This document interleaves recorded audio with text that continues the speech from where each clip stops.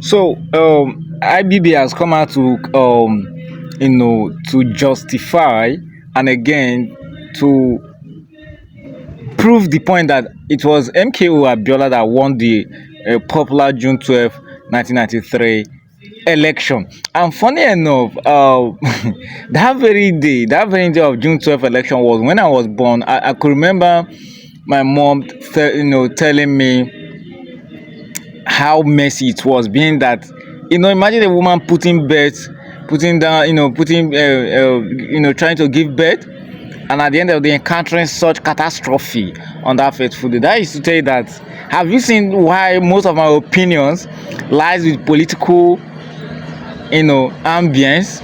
So that is to tell you that Nigeria's election of June 12, 1993 election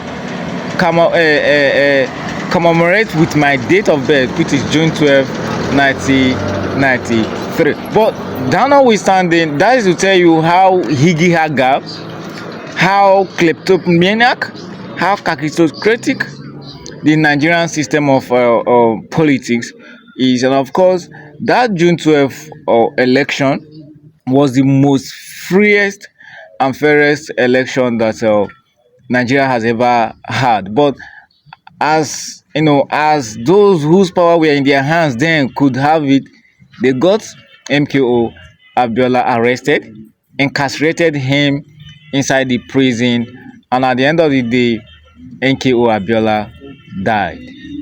Now, what was that supposed to tell you as a country?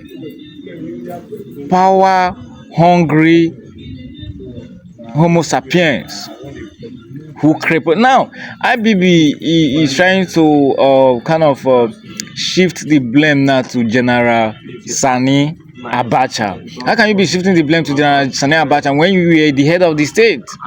You were the head of state, now you are shifting the blame to General Sani Abacha. How?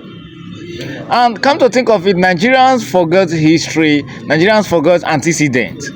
And that's why in Nigerian schools today, they don't teach history anymore, because they don't want you to know where we are coming from.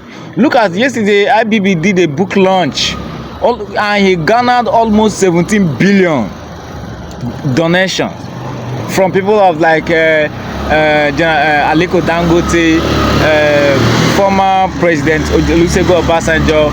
I think even our 001 is there. That is the Tinubu. Tinubu was there. And again, just men of who is who, including Gowon, they were all there. And come to think of it, these were the people that kind of took Nigeria where it is today. They were people that jeopardized Nigeria and plummeted us into this system of higgy haga and a system of mobocracy that we find ourselves today. When you look at IBB, there's no good footprint about him. There's no good antecedent about him. You look at General Gowon, masterminded the civil war that claimed almost millions of the lives of the Igbo tribes of Nigeria. Do you understand me? And of course, it was also during that time that during IBB's era, after the annulment of the June 12 general election, when Chief MKO Abiola died, that was also when Delegiwa, a famous human rights activist, was surreptitiously murdered. In this country. Until today, Delegiwa has not gotten justice. MKO Abiola has not gotten justice. But the question now is, why are these people coming out at this point in time to be confessing? Why are these people? It seems, there is this ubiquitous modus operandi around octogenarians, nonagenarians. When they know that any moment from now that God may be calling them home, they may be, departing this world. So they don't want to carry the guilt out of to their grave. So they will now stylishly started confessing. They will now stylishly started confessing. We saw the one that a popular man of God came out and said that he never said that without tithe, paying your tithe in church, that you won't make heaven.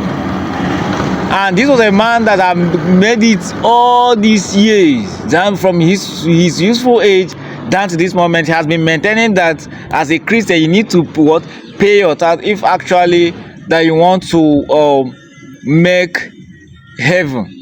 But it seems that when they started getting old and the rest, they now started, kind of stylishly trying to rebrand and refurbish their names, and to make sure that the truth is being upheld before anything.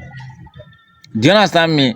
And of course, again, when you look at this whole thing now, IBB has come out to confess. In fact, a time will come now, somebody will still come and confess how Peter B was the original winner of 2023 general election. I don't know, definitely a time will come, somebody will still do that. A time will come, somebody will still do that. So guys, that is the kind of politics we have in Nigeria. And if you are watching this video to this extent, guys, you click on my YouTube channel, click on the subscribe button to subscribe to my YouTube channel.